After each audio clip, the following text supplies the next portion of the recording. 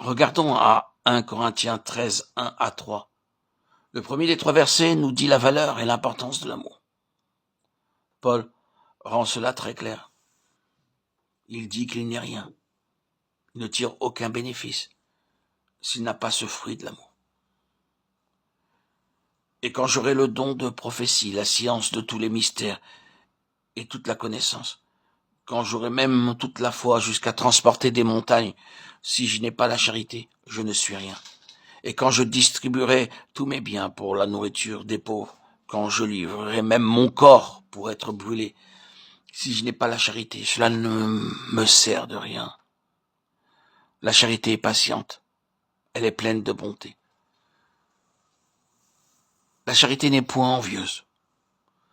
La charité ne se vante point. Elle ne s'enfle point d'orgueil. Dans le verset 4, les vertus de l'amour sont mentionnées. L'amour souffre tout, est plein de bonté. L'amour n'est point envieux. Essayons de faire l'exercice suivant. Lire le même passage en substituant au mot amour notre nom. Mais nous ne sommes pas capables de lire. Cela sonne faux.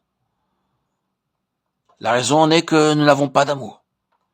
Combien le nom de Jésus est parfaitement à sa place. Si je n'ai pas d'amour, toute ma connaissance biblique ne me sert de rien. Toute mon expérience chrétienne ne m'apporte rien. Nous sommes vides. Nous n'avons seulement que de la connaissance. Avant que Jésus aille à la croix, il considéra le figuier stérile. Il n'avait pas de fruits, mais seulement des feuilles. Aujourd'hui, il en est de même de nos vies. Nous avons l'apparence, mais pas le fruit. Le fruit que le Seigneur recherche dans nos vies n'est pas en nous. Dans la chambre haute, il y avait 2 personnes. L'une était Judas, l'autre était Jésus. Très souvent, le mot amour est confondu avec le mot convoitise. La différence entre les 2 mots est exactement la même que celle qui existe entre les 2 personnes, Jésus et Judas. Lorsqu'une personne convoite, elle veut sacrifier une autre personne. Mais lorsqu'une personne aime, elle se sacrifie pour les autres personnes. Judas sacrifia Jésus pour son propre bien. Jésus se livra pour les autres. Sommes-nous d'accord de nous offrir en sacrifice ou sacrifions-nous les autres pour notre intérêt? C'est ainsi que les gens prennent l'amour pour de la convoitise. L'amour est le fruit que Jésus recherche dans nos vies. C'est ce qu'il souligne à ses disciples avant d'aller à la croix. Dans l'évangile de Jean, chapitre 13, 14 et 15, il commande à nouveau à ses disciples, « Par cela, le monde connaîtra que vous êtes mes disciples, par l'amour.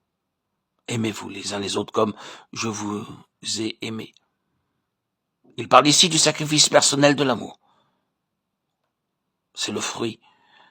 Si nous ne sommes pas à cette place, alors toute notre connaissance biblique ne nous profite de rien. Les gens peuvent être facilement trompés pensant que la plénitude de l'esprit peut se manifester d'une autre manière. Satan ne peut pas tout imiter. Il ne peut pas imiter ses fruits. C'est la démonstration du fait que vous et moi, nous devons vivre dans la jouissance de la plénitude de Dieu. Notre Dieu est un Dieu d'amour. Il aima le monde et donna son seul Fils engendré. Le Fils de Dieu m'a aimé et s'est livré lui-même pour moi. C'est l'amour de Dieu. C'est le fruit que Dieu cherche dans nos vies. C'est la preuve de la plénitude de Dieu.